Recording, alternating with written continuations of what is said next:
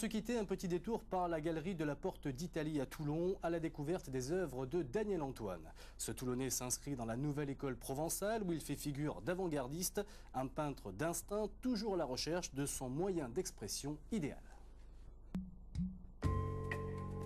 Ce peintre est un éternel insatisfait. Dès qu'il a fini une série, il sent l'inspiration monter et repart dans une autre direction. Ces masques de tribu, par exemple. Après en avoir peint une centaine, Daniel Antoine les a regardés de très près et a eu cette idée. Dans chaque œuvre d'art, je trouve qu'il y a un point essentiel à retenir et je vais le transformer, le transfigurer, le mettre en place à nouveau sur un gros plan.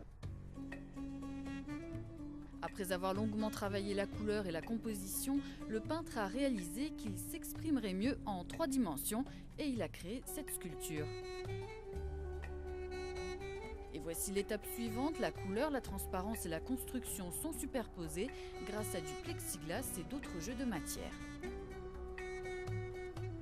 Dernière phase, l'artiste l'appelle l'instinct évolutif et le qualifie comme un nouveau mouvement dans la peinture, tout y est réuni.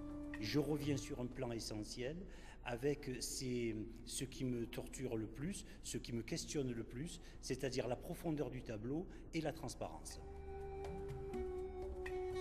Daniel Antoine a bien failli entrer dans les ordres, mais il est devenu pâtissier puis fonctionnaire à la mairie de Toulon.